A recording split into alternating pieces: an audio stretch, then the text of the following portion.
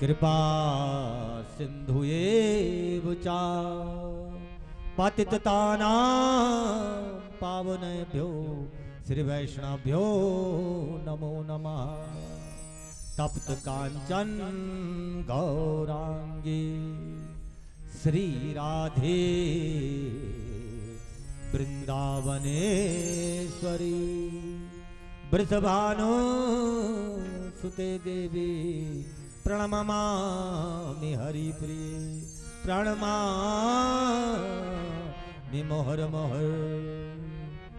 ओम अतुलित बलधामं हेमशैलाभदेहं तनुजवन कृशानुं ज्ञानी नामग्रगण्यं सकल गुणनिधानं वानराणामधीशं रघुपति प्रिय भक्त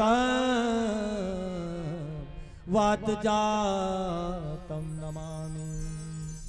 जय जय श्रीमन ब्रह्मा वशिष्ठ शक्ति पाराशर श्रीमन व्यास श्रीमद सुखदेव श्रीमद वाल्मीकि आद्य जगत गुरु शंकराचार्य तुलसी चरण कमलभ्यो नमः। जो बैठे हैं चरणों में तुम्हारी माँ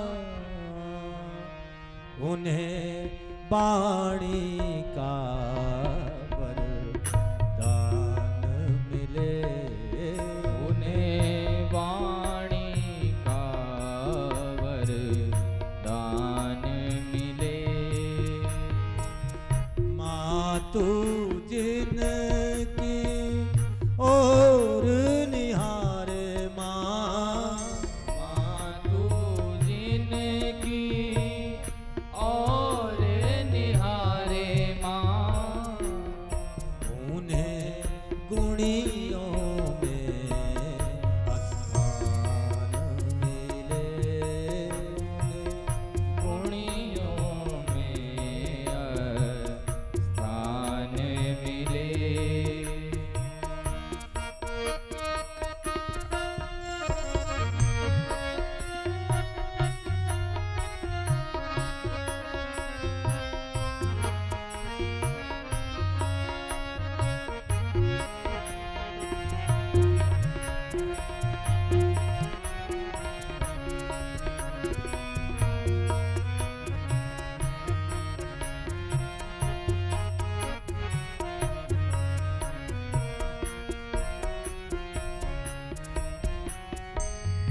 हृदय समर्पित भाव समर्पित हृदय समर्पित भाव समर्पित कंठ समर्पित कान समर्पित कंठ समर्पित गान समर्पित हृदय समर्पित भाव समर्पित हृदय समर्पित भाव समर्पित कंठ समर्पित कान समर्पित कंठ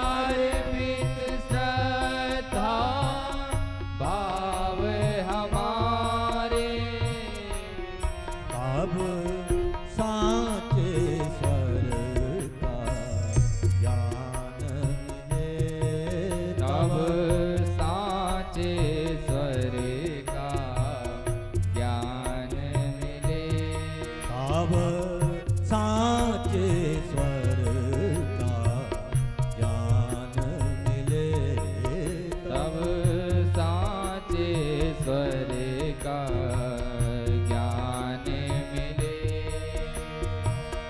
मातु जिनकी और निहारे माँ, मातु जिनकी और निहारे माँ, उन्हें गुणियों में स्थान मिले। उन्हें गुणियों में स्थान मिले।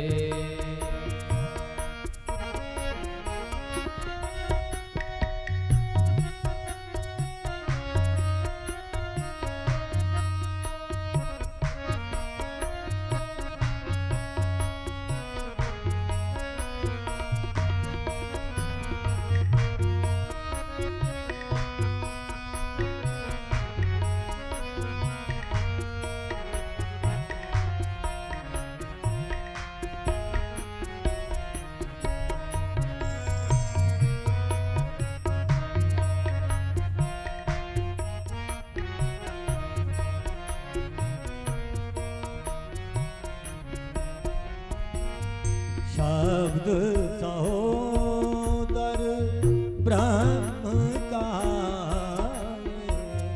सत सहोदर ब्रह्म कहाए। कुछ भी नहीं संगीत से बढ़कर, कुछ भी नहीं संगीत से बढ़ कर। तेरी वीणा जब झनकारे, तेरी वीणा जब झनकारे। तेरी वीणा जब झनकारे, तेरी वीणा जब झनकारे। अब गायक को नव प्राण मिले। तब गायक को नव प्राण मिले। अब गायक को नव प्राण मिले। तब गायक को नव प्राण मिले।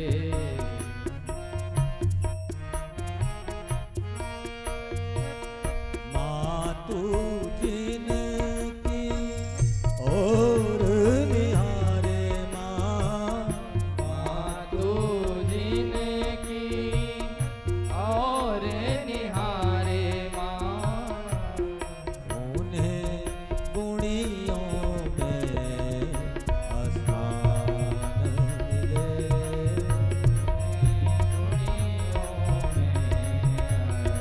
स्थान मिले।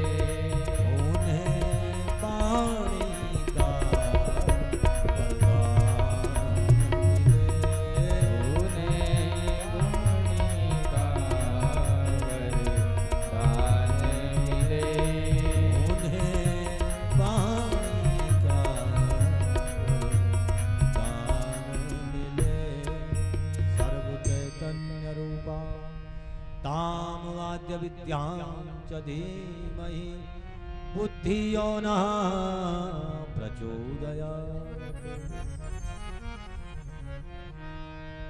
सबसे पहले एक बार फिर श्री पिपलेश्वर महादेव का आह्वान अनुमति लेते हैं, जो कि आज कथा में हमारा मन लगे। आप सब बुलाइए। जया महेश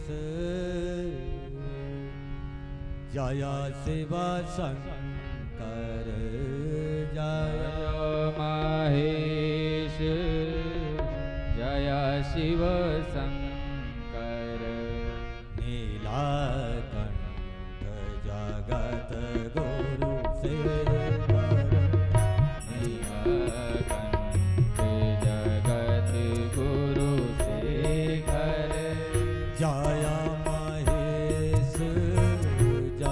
शिव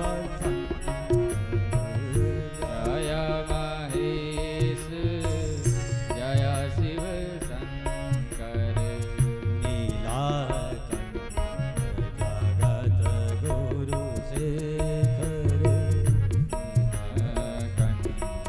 जगत गुरु शेखर पंचानन मृत्युंजय हर हर पंचानन मृत्युंजय हर हर पंचानन मृत्युंजय हर हर पंचानन मृत्युंजय हर हर भूतनाथ वाहन वसहार भूतनाथ वाहन वसमागर पंचानन मृत्युंजय हर हर पंचानन मृत्युंजय हर हर भूतनाथ वाहन वसहार भूतनाथ भूतनाथ वाहन वसमागर काशी प्रदेश शोभित बागांबर काशी प्रदेश शोभित बागांबर काशी प्रदेश शोभित बागांबर काशी प्रदेश शोभित बागांबर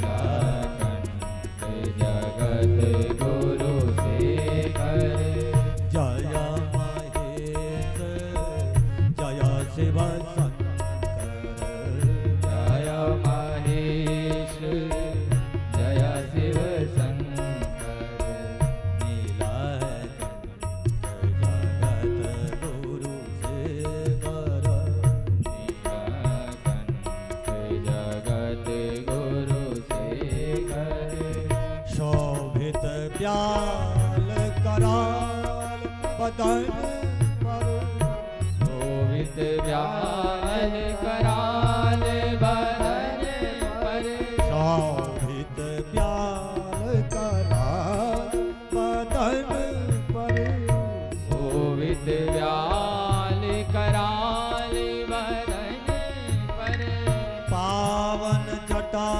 झूठ गंगाधर पावन जटा जूट गंगाधर शोभित व्याल कराल बदन शोभित व्याल कराल बदन पर पावन जटा झूठ गंगाधर पावन जटा जूट गंगाधर काटी प्रदेश शोभित बागांबर काशी प्रदेश शोभित बागांबर काटी प्रदेश शोभित बागांबर काशी प्रदेश शोभित बागांबर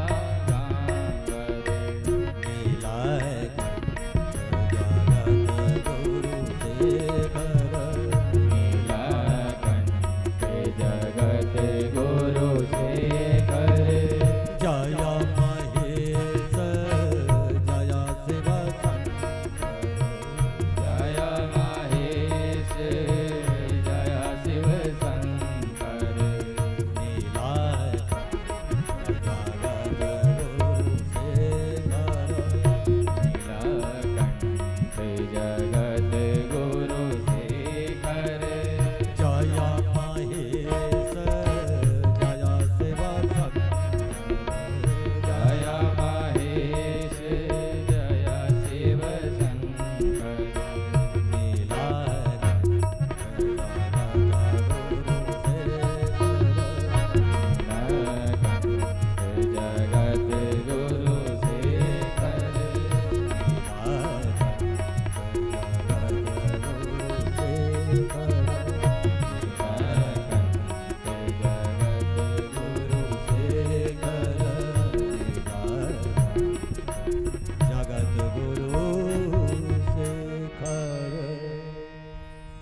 भक्ति भगवंत गुरु चतुर नाम बप एक, इनके पद बंदन करूं नासत विघ्न अनेक। ओम नमः पार्वती हर हर महादेव शंभो। जय जय श्री शंभो, जय जय श्री शंभो, जय जय श्री शंभो नमः।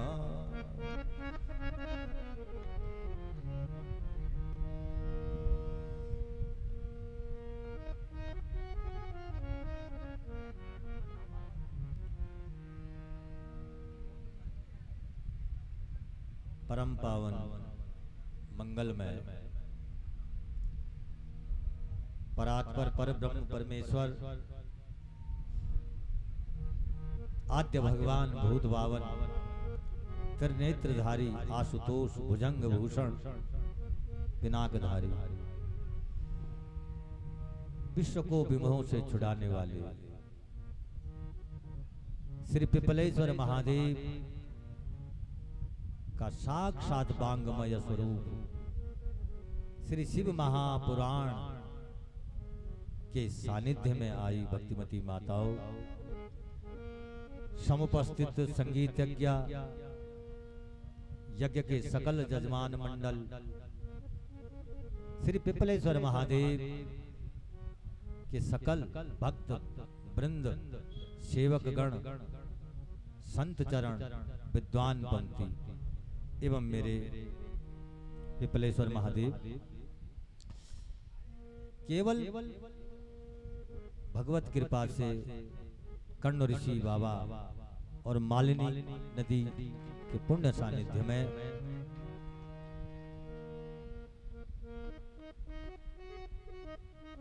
श्री शिव महापुराण कथा ज्ञान गंगा आज एकादश घाट में प्रवेश की है, केवल भगवत कृपा से। तो गंगा यमुना सरस्वती जहां पर तीनों मिलते हैं त्रिवेणी में, पितामह ब्रह्मा जी देवर्षि नारद को शिव महापुराण श्रवण कराते हैं। आज हमने शिव महापुराण का महात्म्य भी श्रवण करना है, परिचय भी।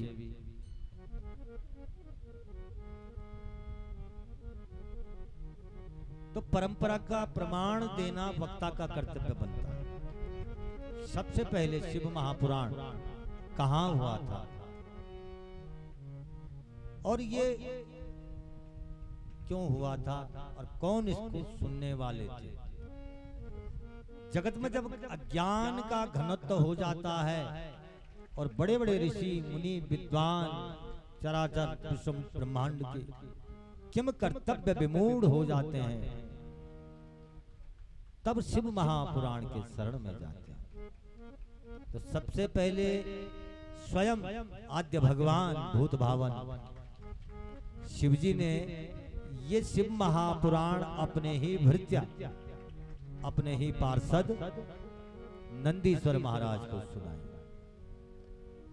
ये परंपरा का प्रमाण दे रहा हूं आपके सामने। ये बात कहां से कहां गई? नारद से सुख व्यास रटे। सबसे पहले ये कथा वार्ता अपने ही पार्षद महादेव ने नंदीश्वर को श्रवण कराई और नंदीश्वर ने शिव महापुराण की कथा सनत कुमारों को श्रवण कराई। अब सनत कुमार, सनक, सनंदन, सनातन, सनत कुमार, ये चार हैं। हमेशा 5 ही वर्ष के रहते हैं और ये सब हमारे साथ बैठे हैं। जितने भी कथा में बैठे हैं चारों हमारे साथ बैठे हैं। कौन है? सनक, सनंदन, सनातन, सनत कुमार। हमारा मन, बुद्धि, चित्त, अहंकार, ये है ये चार जो हमारे साथ चलते हैं।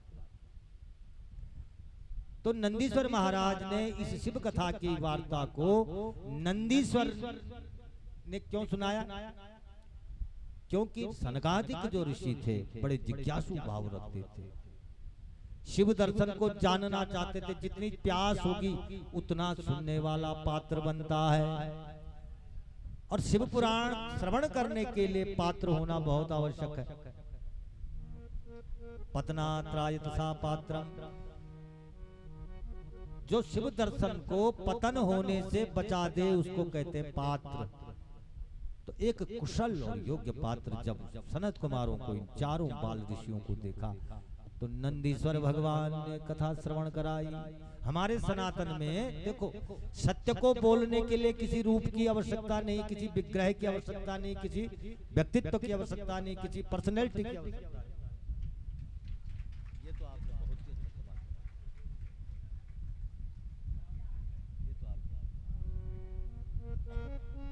सत्य को बोलने के लिए कोई आवरण की आवश्यकता।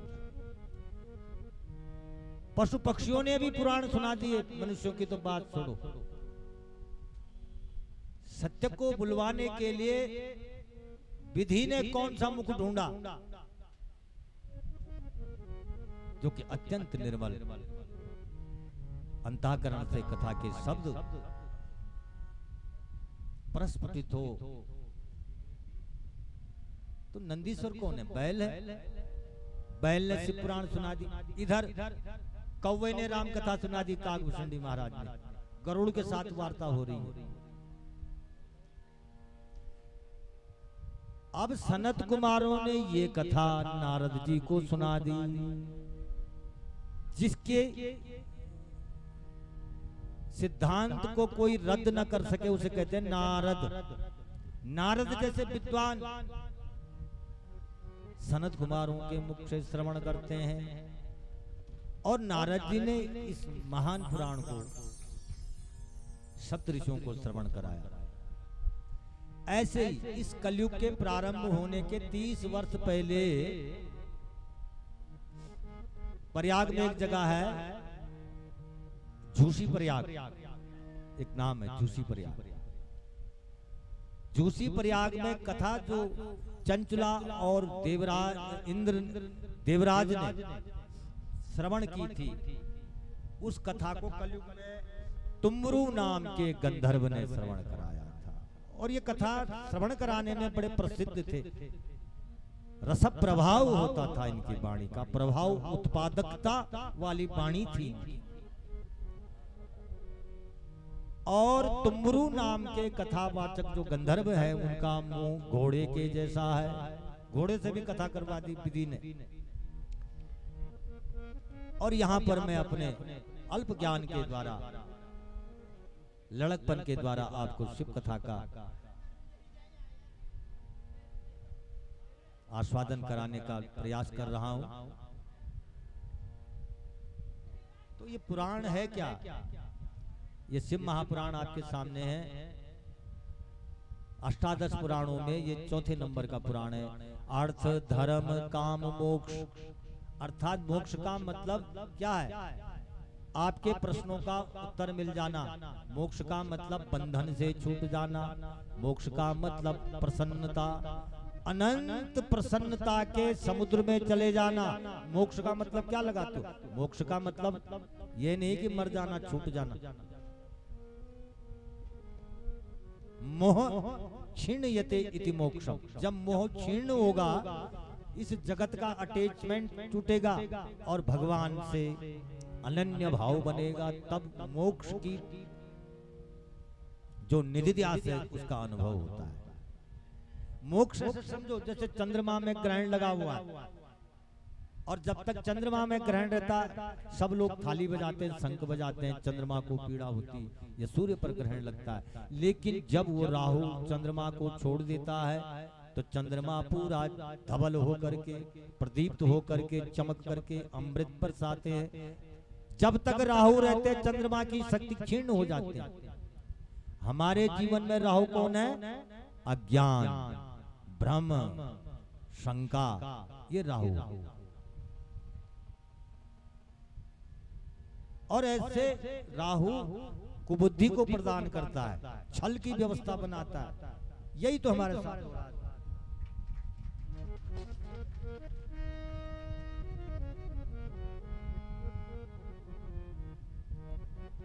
राहु हमारा ज्ञान है और केतु हमारा कर्म है। ध्यान दो, ये दोनों शिव जी के साथ ही रहते हैं। परिवेष्टितम, जो शिव जी के गले में सर्प है, ये सब राहु केतु है।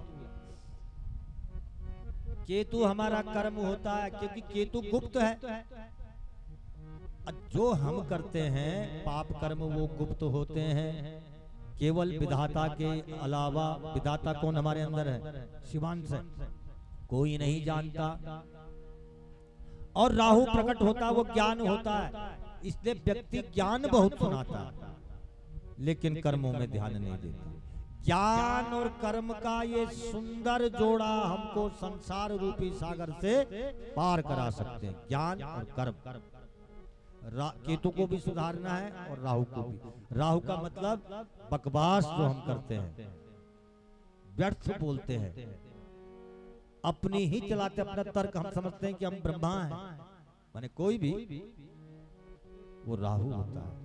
और जो हम कर्म करते हैं, पाप कर्म ढके हुए होते हैं, शेड में होते हैं, छाया में होते हैं, और पुण्य को हम प्रकट करके दिखाते हैं और पाप को छुपाते हैं। मन रूपी चंद्रमा में राहु अगर आए तो मोक्ष की प्राप्ति, चौथे नंबर पर मोक्ष, अर्थ धर्म काम मोक्ष, तो उसी समय शिव जी ने शिव महापुराण लिखा। और प्रारंभ में आप जानते हैं इसमें 100 करोड़ श्लोक थे। पुराणाम सर्वशास्त्राणाम प्रथमं ब्राह्मणं स्मृतम नित्यं शब्दमयं पुण्यं सतकोटि विस्तारणम्। लिखा, कहते सबसे पहले शिव पुराण ही था आदि में। और ये इसमें कितने श्लोक थे? 24,000 श्लोक थे, 7 संहिताएं थी, 1 करोड़ श्लोक थे जो शिव जी के द्वारा लिखा है। द्वापर में व्यास जी आकर के इसमें संशोधित करते हैं, संपादित करते हैं, एडिट करते हैं कि कलयुग की मनुष्य बुद्धि से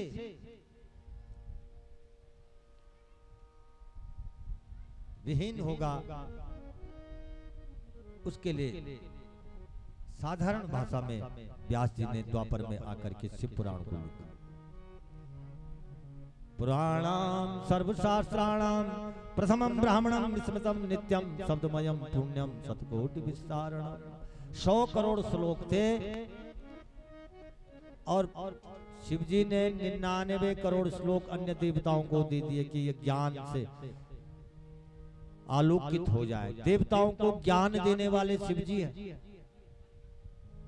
और देवता कितने? 33 करोड़। और एक बार जब दिया तो 33 करोड़ श्लोक देवताओं को एक एक करके बांट दिए। फिर बच गए, फिर 33 करोड़ बांट दिए, कितने? 66 करोड़। फिर एक बार और देते हैं शिव जी, 33 करोड़, फिर 99 करोड़। अब बचे 2, रा और मा, जो शिव जी ने अपने मुख में रखे, राम नाम का महामंत्र। ज्ञान इन देवताओं को सब बांट दिया शिव पुराण में। इसलिए पुराण को वेद से कम नहीं समझना चाहिए, ये पुराण की सभा है। फिर कहते हैं ब्रह्मा जी, पुराणम सर्वशास्त्राणाम प्रथमं ब्राह्मणं स्मृतं वक्तृभ्यो अनंतरम वेदस्य विनर्गताः। यह मंत्र ये बोलता है कि वेद बाद में प्रकट हुए, पहले पुराण प्रकट हुए। और जैसे कि नाम से लगता भी है कि पुराण का मतलब पुराना कोई ये तथ्य है। पुराण जेठा भाई है वेद का। वक्तृभ्यो अनंतरम वेदस्य विनर्गताः। पुराणों के बाद वेद उत्पन्न हुए। अब पुराण का मतलब क्या है? गढ़ोल में एक शब्द आणु, देखो कहते समझाना को हम अड़ांदा तो ना अड़ांदा, अड़ा ले आओ हम।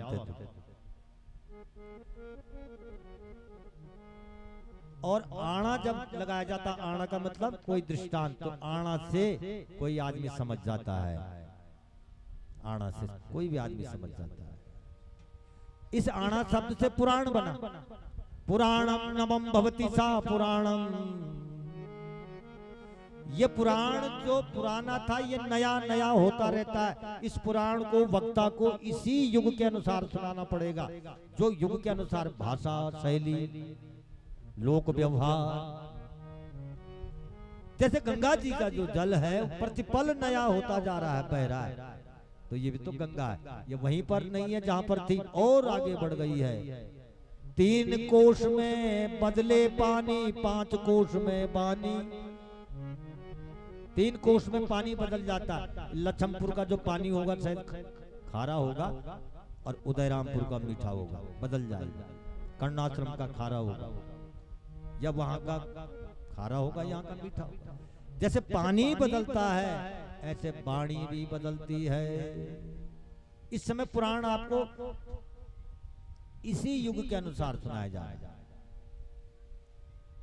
एक ही शब्द को हम कैसे कैसे गढ़वाली में बोलते हैं। कोई बोल दो मत्थी, कोई बोल दो ऐंच, कोई बोल दो ऊंधू, कोई बोल दो तिरवा। गढ़वाली में भाषाएं बदलती है। जैसे पानी बदल रहा है सब वाणी भी समय के अनुसार बदलती है। पुराणम नवम भवति सा पुराणम, और नवीनता इसको दी जाती है पुराणम।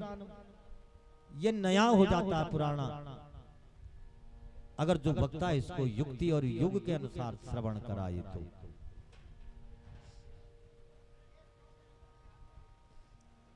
अब नारद जी पूछते हैं कि पुराण के वक्ता की कोटि क्या है, श्रोता की कोटि क्या है। तो वक्ता भी एक होता है जो शिव से अनुरक्त होकर श्रवण कथा कराए, एक वाणी को विलास करने के लिए शिव कथा सुनाए, और एक वक्ता होता है जो अर्थ लोलुप के लिए शिव कथा सुनाए, और एक वक्ता होता है कि जो जगत यश के लिए शिव कथा सुनाए। लेकिन मूलतः वक्ता वही शिव जी के प्रिय पात्र होता है जो शिव से प्रत्यर्थ होकर के शिव कथा श्रवण कराए। जैसे नंदीश्वर ने सुनाई, तुम्बरू ने सुनाई, सनत कुमारों ने सुनाई। कथा का मतलब एन प्रकारेण यथा सर्वेण प्रकारेण सर्वथा केन प्रकारेण कथा। किस प्रकार से ये सब कुछ हुआ। आपने सृष्टि खंड सुना, किस प्रकार से सृष्टि का उद्भव हुआ, किस प्रकार से पालन हुआ, किस प्रकार से विस्तार हुआ, किस प्रकार से इसका लय हुआ। केन प्रकारेण, किस प्रकार से ये सब कुछ हुआ। सा कथा, फिर कथा बोली जाती है। एन प्रकारेण यथा सर्वेण प्रकारेण सर्वथा। इसका श्रोता कैसा होना चाहिए, कैसे होते हैं। 4 प्रकार के श्रोता होते हैं, और अन्य जगह भी घूम घूम करके शिव कथा ये व्यासपीठ जगह जगह चर्चा करवाती है, और यहाँ पर सुनने वाले कुछ और कोटि के हैं। लेकिन ये बहुत बढ़िया कोटि है सुनने वालों की। दादुर मकर उरग सब सकल जल के देह, केवल ये कही मीन को है साची लोने। कथा मानो पानी है, गंगा है, इसमें कोई नहा रहा है, कोई हाथ में धो रहा है, कोई कुल्ला कर रहा है। समग्रता तो नहाने से ही है। और जल में कौन कौन से जीव रहते हैं। दादुर मकर उरग सब सकल जल के गेह, मगरमच्छ सांप मेंढक दादुर मकर उरग सब सकल जल के देह, केवल ये कही मीन को है साची लोने है। लेकिन केवल मछली को ही सच्चा प्रेम है पानी से, क्योंकि कछुआ भी पानी से बाहर आ जाता है, मगरमच्छ भी पानी से बाहर आ जाता है, दादुर मेंढक भी बाहर आ जाता है। लेकिन केवल मछली एक ऐसा जलचर है कि बिना नीर के रहती नहीं। केवल ये कही मीन को है साची लोने है। यहाँ पर उदयरामपुर में जो सुनने वाले थे मीन कोटि के श्रोता थे, मछली के। जैसे मछली पानी को न छोड़े, ऐसे ही हमारे कथा को न छोड़े। जैसे मछली पानी में रमण करे, ऐसे आप भी कथा में रमण करें। और मैं देख रहा था इधर से कुछ माताएं दौड़ दौड़ के आती थी जब कथा शुरू हो जाती थी, जैसे मछली पानी को ढूंढे। श्रेष्ठ मछली वाला स्वभाव, वृका का स्वभाव है, स्वान का स्वभाव है, गंधर्व का स्वभाव है, हंस का स्वभाव। हंस का स्वभाव दूसरे नंबर का है। हंस कथा को सुनता, जैसे हंस दूध में पानी मिला हुआ है, लेकिन दूध ही दूध को ग्रहण करता है, पानी को छोड़ देता है। इसको कहते हैं पुराण का नीर क्षीर विवेक। जब तक आप नीर क्षीर विवेक नहीं होगा,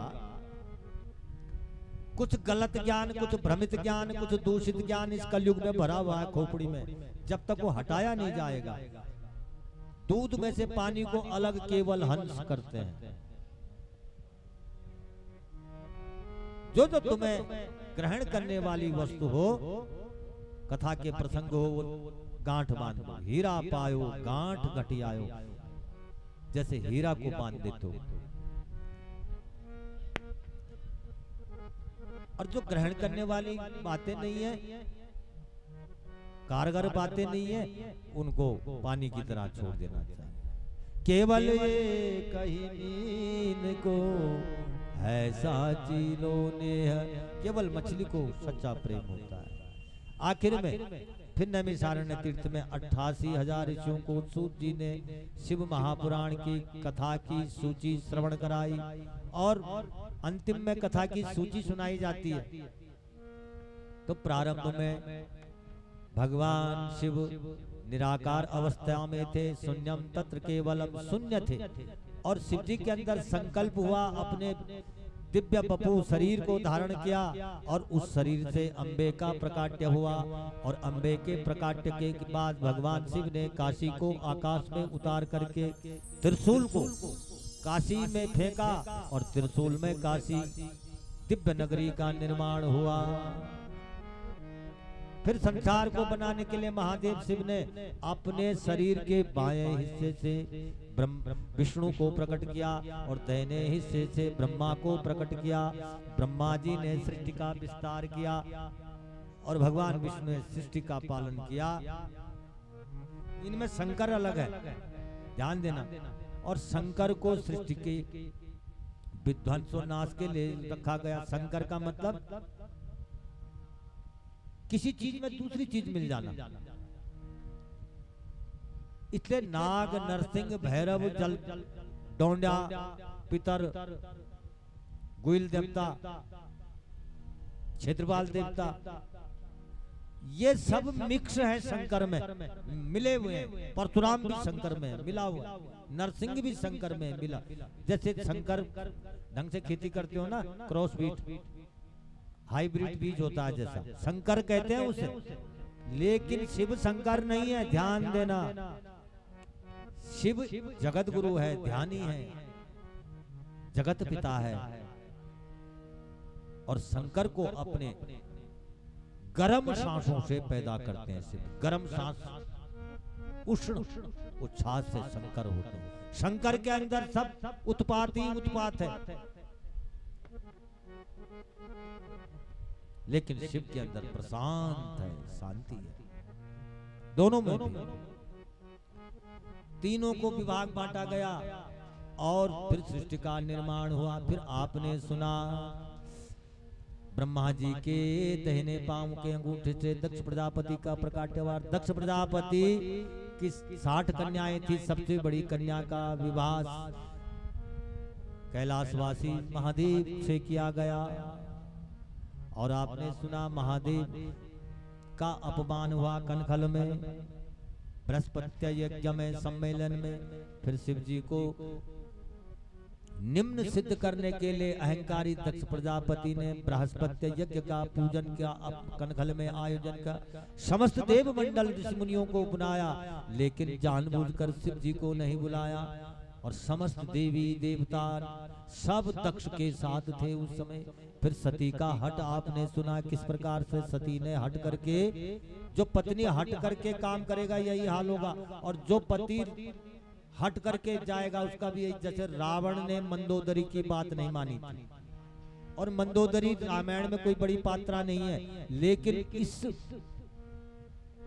मंदोदरी विद्या है, पंचकन्या में विद्या है। विद्या ने भी रावण को कहा कि ऐसे दुष्कर्म को रावण तुम न करो, एक सन्यासी के नन्हे नन्हे बालकों से दुश्मनी मत लो। अरे वो सन्यासी है, नारायण का स्वरूप है, कैसे कैसे पत्नी ने अपने समझाया होगा पति को, लेकिन रावण नहीं मान और विनाश को प्राप्त हुआ। उस यज्ञ का विध्वंस हुआ जहां शिव जी को भाग नहीं मिला, और वीरभद्र और भद्रकाली की कथा श्रवण की आपने। उन्होंने पूरे दक्ष प्रजापति के यज्ञ को तहस नहस कर दिया, और जब यज्ञ में विद्रोह हुआ तो ब्रह्मादि देवता सब मिलकर के कैलाश में गए और फिर प्रार्थना की कि दक्ष के इस यज्ञ को पूर्ण करो महाराज, यज्ञ अधूरा छोड़ना अशुभ होता। तो दक्ष ने बकरे का मुख लगा करके प्रार्थना की, हर हर महादेव शंभो काशी विश्वनाथ गंगे। हर हर महादेव शंभो काशी विश्वनाथ गंगे। काशी अमरनाथ गंगे, काशी विश्वनाथ गंगे। काशी अमरनाथ गंगे, काशी विश्वनाथ गंगे। हर हर महादेव शंभो काशी विश्वनाथ गंगे। हर हर महादेव शंभो काशी विश्वनाथ गंगे। काशी अमरनाथ गंगे, काशी विश्वनाथ गंगे। काशी अमरनाथ गंगे, काशी विश्वनाथ गंगे। हर हर महादेव शंभो काशी विश्वनाथ गंगे। हर हर महादेव शंभो काशी विश्वनाथ गंगे। हर हर महादेव शंभो काशी विश्वनाथ गंगे। हर हर महादेव शंभो काशी विश्वनाथ गंगे। काशी अमरनाथ गंगे, काशी अमरनाथ गंगे, काशी विश्वनाथ गंगे। हर हर महादेव शंभो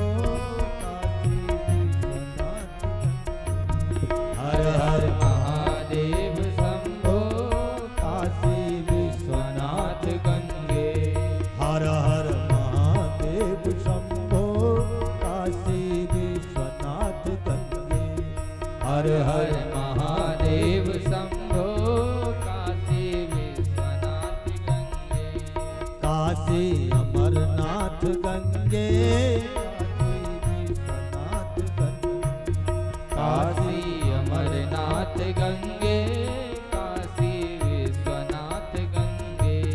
हर हर महादेव शंभो काशी विश्वनाथ।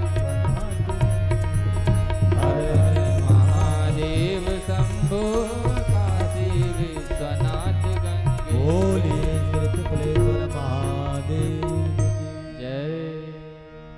सती ने अपने देह को योग की अग्नि में दहन किया, आपने श्रवण किया, और महादेव के कोप से बड़े आदमी का गुस्सा समाज का कल्याण कर जाता है। हमारा समर्थ आदमी अगर गुस्सा करे तो सबका कल्याण हो जाए।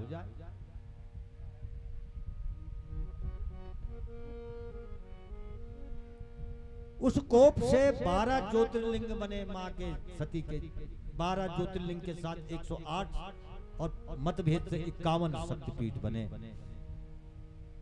और हमारे सामने सुरकंडा और नैना देवी हिमाचल में, वहां माँ की आंख गिरी, जो पास के हमारे शक्तिपीठ है।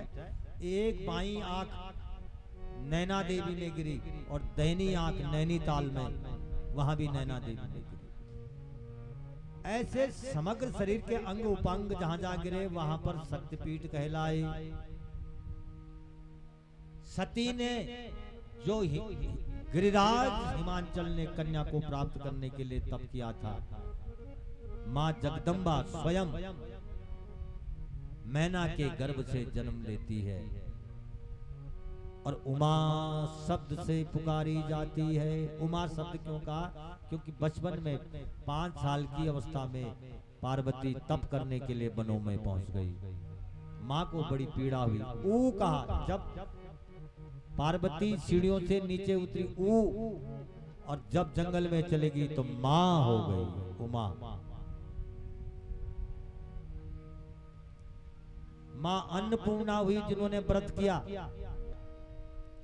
उसके बाद आपने सप्त ऋषियों ने उमा का परीक्षा ली। स्वयं शिव बटुक ब्राह्मण बन करके परीक्षा लेने जाते हैं, नारद जी परीक्षा लेते हैं। लेकिन मां पार्वती ने कहा, जन्म जन्म की रगर हमारी, बरम शंभ नत रव कुमारी। ये जन्म जन्म का हमारा रिश्ता है। मैं तो शिव जी का ही वर्ण करूंगी, न तो कुंवारा ही जीवन जीऊंगी। तो शिव विवाह की मंगल कथा आपने श्रवण की, और शिव विवाह के उपरांत गणेश खंड में गणेश जी के जन्म की कथा, कार्तिक भगवान जो कृतिका आदि 6 नक्षत्रों और गंगा के सापेक्ष से कार्तिक भगवान की 6 माताएं हैं।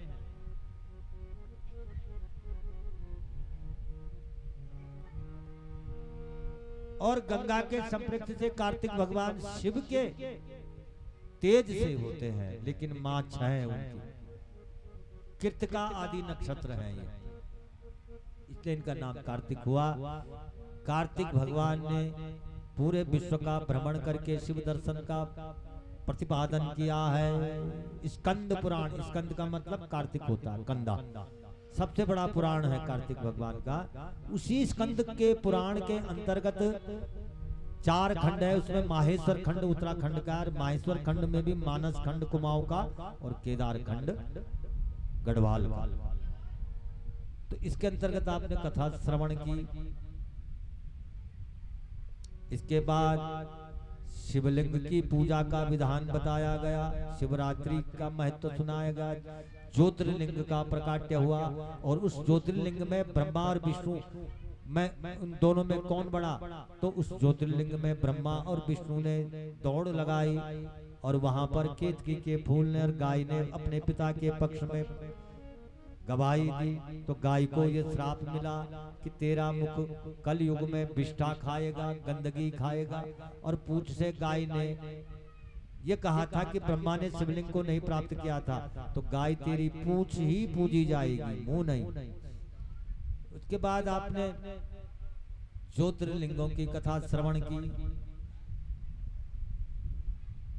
धर्म संहिता में नरकों की कथा श्रवण की है, और वर्णाश्रम धर्म बताया गया। शिव महापुराण में 4 आश्रम होते हैं, ब्रह्मचर्य, गृहस्थ, वानप्रस्थ और सन्यास। सन्यास किस विधि से लिया जाता है? क्योंकि सन्यास की अवस्था तब आती है, न्यास का मतलब जीवन को निखारना और बनाना। जैसे आप बाल बनाते हैं ना, तो बाल एक दूसरे से चिपक करके उनकी जूटिका बन जाती, फिर उलझ जाते हैं। ऐसे पूरे जीवन को सवार कर रखना चाहिए। न्यास का मतलब यह है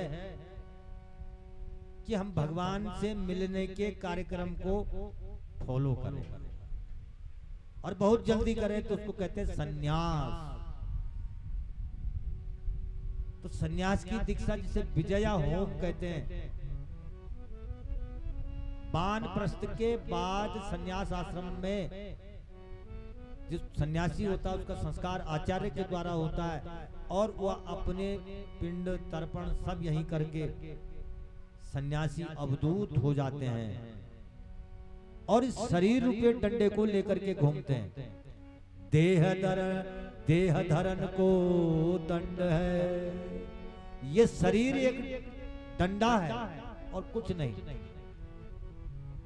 देह धरन को दंड है, सबको काटन हो। ज्ञानी काटे ज्ञान से, मूर्ख काटे रोई। देह धरन को दंड है, सबको काटन हो। लेकिन जो शिव कथा सुन लेता है तो वह ज्ञान के द्वारा प्रत्येक भ्रम का समाधान कर देता है। ज्ञानी काटे ज्ञान से, मूर्ख काटे रोग। ये शरीर रूपी दंड है और अवधूत बन करके वो केवल एक चिन्मय आत्मा घूमती रहती है। इसलिए जिन सन्यासियों का संस्कार हो जाता है उनके साथ भोजन नहीं करना चाहिए, क्योंकि उनका सब संस्कार वो जिंदे भूत घूमते हैं। इसको कहते हैं अवधूत मार्ग। और जब कुंभ आता है तो तब सन्यासी बनाए जाते हैं।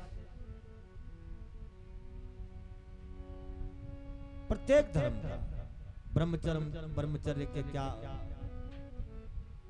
नियम है। ब्रह्म जैसी चर्या हो तो विद्यार्थी ब्रह्मचारी होता है, क्योंकि वो उस समय पर शिक्षा दीक्षा की अवस्था होती है।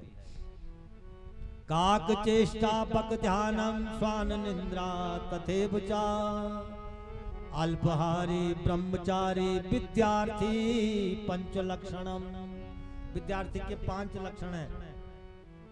काक चेष्टा, एक तो कौवे के जैसा चेष्टा करे, कहीं पर भी कौवा की नजर रहती है, कुछ उसके उपयोग की चीज है तो पकड़ लेता है। विद्यार्थी को कहीं न कहीं से ज्ञान मिलेगा, मिलता है सब जगह से, कथा ही नहीं सब जगह से मिलेगा, बाजार से भी, क्लब से भी। लेकिन चेष्टा कौवे की जैसे हो तब। काक चेष्टा बक ध्यान, और बगुले के जैसा ध्यान हो। जैसे बगुला पानी में रहता है, पैर रखता है, पैर के नीचे ही कीड़ा उसका भोजन होता है, लेकिन इतनी सहजता से पैर रखता है कि उसका शिकार भी ना भाग जाए और चोंच से फिर उस शिकार को उठा भी देता है। काक चेष्टा बक ध्यानम स्वान निंद्रा तथेव चा। नींद कुत्ते के जैसी होनी चाहिए साधक की, विद्यार्थी की, कि जरा सा खटका हुआ और नींद टूट गई। अल्पहारी ब्रह्मचारी, और अल्प भोजन और ब्रह्म जैसी चर्या को ब्रह्मचारी कहते हैं। ब्रह्म जैसी चर्या, ब्रह्म जैसी चर्या का मतलब जैसे अभी आप देख रहे हैं बरसात में सब कुछ हरा भरा हो गया, नए वस्त्र पहन लिए, ये ब्रह्म जैसी चर्या है। और बाद में जाकर के जब शिशिर ऋतु आएगी तो सब पेड़ पौधे ठंड से सुखड़ जाएंगे, ये ब्रह्म जैसी चर्या है। पतझड़ में पत्ते गिरने लग जाएंगे, ये ब्रह्म जैसी चर्या है। उसी को ब्रह्मचारी कहते हैं, जो ब्रह्म का आचरण करे और प्रकृति को समर्पण करे, वो है ब्रह्मचारी। इसलिए ब्रह्म जैसी चर्या विद्यार्थी के लक्षण है। शिव कथा में ब्रह्मचर्य का ये नियम बताया, जो आश्रम है गुरु के सानिध्य में रहना है, मुंडन करवा करके वेद को पढ़ना है। कभी भी गुरु जी कहते हैं किसी स्त्री का चित्र मत देखना, और खबरदार अगर तू बाउंड्री से बाहर गया। मुंडन कर दिया जाता है ब्रह्मचारी का, बड़ी चोटी छोड़ दी जाती है, धोती पहना दी जाती है, विद्रूप किया जाता है उसको वेद पढ़ाने के लिए, विद्रूप। और उसके बाद जब उसका समावर्तन संस्कार होता है, वेद पढ़ के घर आता है, तो तब युवा सुवासा, मतलब वो युवा सुंदर वस्त्र पहनने का अधिकारी होता है, तब उसका विवाह होता है। वह गृहस्थ आश्रम है। और गृहस्थ आश्रम में कर्तव्यों की पूर्ति है, सबसे बड़ा आश्रम है।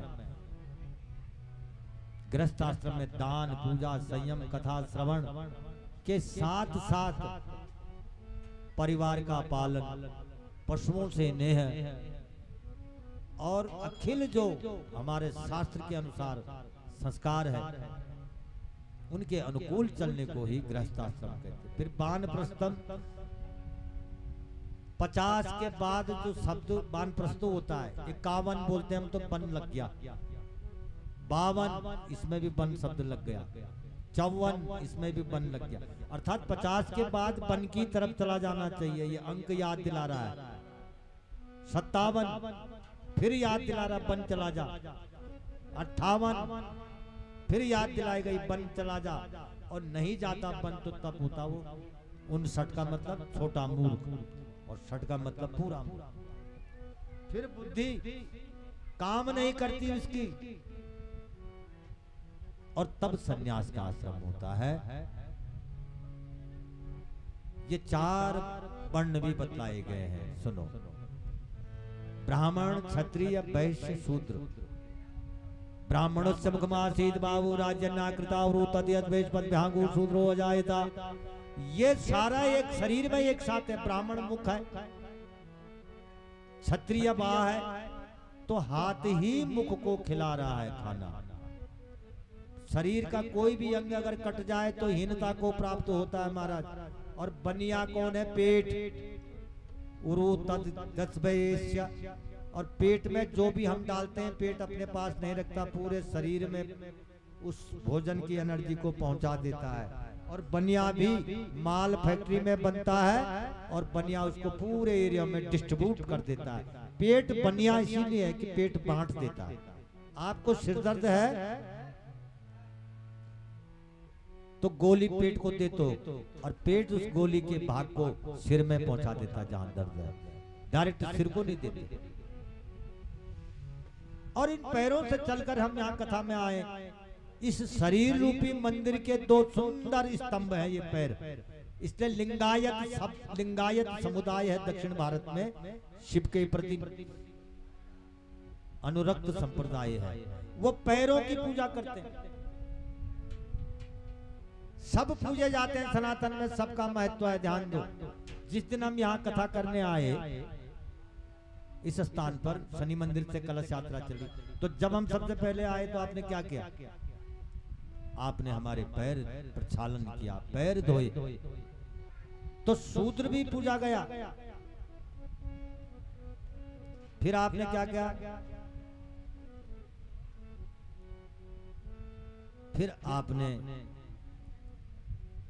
हमको अर्घ दिया, हाथ में जल दिया, आचमनी दी। और हाथ कौन है? क्षत्रिय। क्षत्रिय भी पूजा गया। फिर आपने क्या करा? हमको पिठाई लगाई माथे पर, तो ब्राह्मण भी पूजा किया। फिर आपने उसके बाद क्या किया? यहाँ बैठा करके ब्राह्मणों को फलाहार कराया, तो वो पेट में गया। पेट बनिया है, बनिया भी पूजा गया। शरीर का कोई भी अंग कट जाए तो हीनता को प्राप्त होता है। और जिस अंग की जो उपयोगिता वो प्रदान की जाती है, जैसे तकिया सिर को ही दी जाती है। ध्यान दो। अब कोई कहेगा नहीं नहीं, सिर को क्यों दी तकिया और पैर वगैरह को क्यों नहीं? हटाओ सिर से तकिया।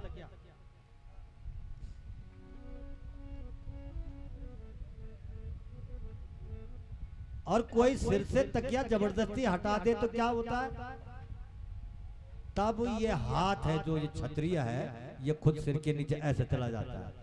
क्षत्रिय ब्राह्मण के सेवा के लिए तत्क्षण स्वाभाविक रूप से जाता है तकिया बनने के लिए, अगर तकिया नहीं है तो, है नहीं।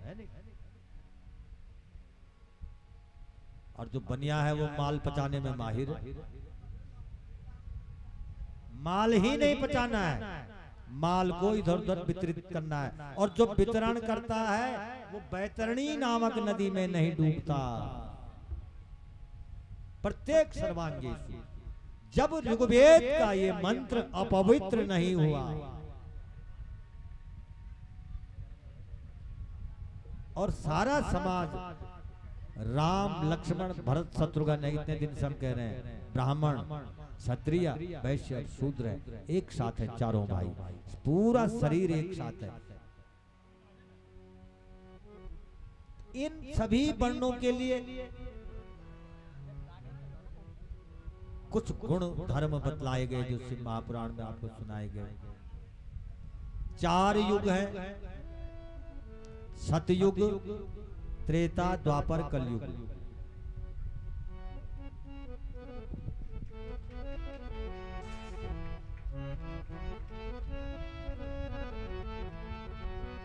चार युगों की ये इस समय बहुत पर्यावरण पर ध्यान दिया गया है। और श्रावण का महीना है। कुकृति जी ने उस दिन सारे सिद्धबली मंदिर समिति आकर यहाँ वृक्षारोपण किया है। इनका अपना भाव है और बहुत प्यारे भक्त हैं। कथा में इनका बड़ा योगदान है। 4 युग क्या क्या है इनको समझे। कृत यत ध्यायते विष्णु त्रेतायाम भजते मखे द्वापरे परिचर्चायाम कलो केशव कीर्तना। सतयुग में ध्यान के द्वारा ही भगवान पाए जाते थे। कृत यत ध्यायते विष्णु। और त्रेता में मख का मतलब यज्ञ जो अभी हमने किया हवन के द्वारा। द्वापर में उपवास उपासना के द्वारा। और कलयुग में केवल कीर्तन के द्वारा। कलो शिवस्य कीर्तनम के द्वारा पाया गया। और ये चारों युग हमारे जीवन में रोज आते हैं। सुनो, जब प्रातः काल तारों ब्रह्म मुहूर्त होता है, हम उठते हैं और भगवान का स्मरण करते हैं, ध्यान जाता है भगवान की तरफ, आध्यात्मिक विचार आते हैं, तो उस समय पर सतयुग होता है। 4 बजे से 8 बजे तक सतयुग होता है।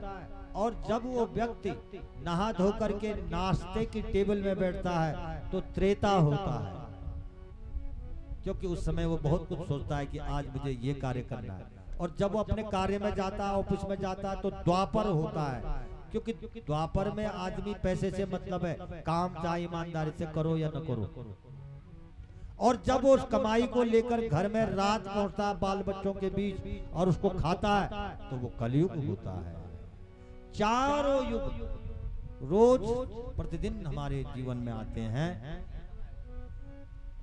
ये कथा की सूची आपको श्रवण कराई गई। कथा तो अनंत है, लेकिन चर्चा इसकी आगे भी जारी रहेगी पवित्र स्थान पर। आप सब श्रवण करने वालों को बहुत बहुत पुण्य प्रदान करते हैं। विशेषकर हमारी मातृशक्ति, उन्हीं पर सब कुछ निर्भर रहता है। पहले भी उन पर निर्भर था, आज भी और आगे भी रहेगा, क्योंकि पुरुष तो पराया प्रमादी हो गया है, शराबी कबाबी हो गया है ज्यादातर। तो धर्म का समस्त श्रेय मेरी मातृशक्ति पे जाता है। समस्त उदयरामपुर, नया आवाज, कर्ण ऋषि आश्रम से भी सब जो मातृशक्ति आई है, आपको बहुत बहुत पुण्य प्रदान करते हैं। हमारे विशेष करके जो 2 भक्त हैं यहाँ पर, नागेंद्र और अपने दलीप, हनुमान जी ने इनके हृदय में प्रेरणा उतारी। और हमारे पंडित जी कंडवाल जी महाराज, और विशेषकर जो अपनी सूझबूझ से हमारे सामने आकर के यज्ञ में कोई कमी तो नहीं, ब्राह्मणों के भोजन में, पूजन के सामग्री में सतत योगदान देने वाले हमारे लाला जी श्री श्याम सुंदर कंडवाल जी, ये बहुत शांत और मुनि प्रवृत्ति के व्यक्ति। अब मैं कंडवाल जी से भी कहूंगा आप सब लोग यहाँ पर आ जाएं, क्योंकि महाआरती में पुजारी जी भी, समस्त भक्त मंडल और कुछ माताएं भी, कीर्तन मंडली के जो अध्यक्ष हैं वो भी आगे आ जाएंगे। लेकिन कथा के समापन में आपने देखा कि विज्ञान के माध्यम से यहाँ पर लाइव कथा का प्रसारण हो रहा था, और ये बहुत अच्छा है। ये प्रेरणा देने वाले हमको आपको श्री पिपलेश्वर महादेव है। और अब समय आ गया है कि विज्ञान का पूरा लाभ लिया जाए, क्योंकि ये युग यंत्र का है, मंत्र से ज्यादा महत्व यंत्र का है। तो यहाँ पर आप देख रहे थे, लाइव प्रसारण कर रहे थे श्री किशोरी कृपा चैनल के जो संचालक हैं केशव अनुरागी और उनके सहयोगी आयुष, ताली बजाएं। इन्होंने जो इस कथा को पूरे विश्व में दिखाया महादेव की प्रेरणा के लिए। आरती के बाद पूर्णाहुति, पूर्णाहुति आरती के बाद, आखिरी में आरती भी पहले हो जाए। तो कंडवाल जी आप आओ उधर बुलाओ। तो इनका उद्देश्य है आध्यात्मिक कार्यक्रमों को अपने चैनल से दिखाना। तो व्यासपीठ से महंत जी ने सोचा उनका सम्मान किया जाए। इसके जो संचालक है केशव अनुरागी, आप जरा आ जाओ। ये पूरे वृंदावन में काम करते हैं, बरसाने में, और प्रसिद्ध कथावाचक श्री शांति दूत है, ठाकुर जी महाराज हैं जो बड़ी जटा रखते हैं, उनके शिष्य हैं। देवकी नंदन महाराज जी के शिष्य, और इन्होंने खुद आकर के कहा यहाँ पर कथा में प्रसारण होगा।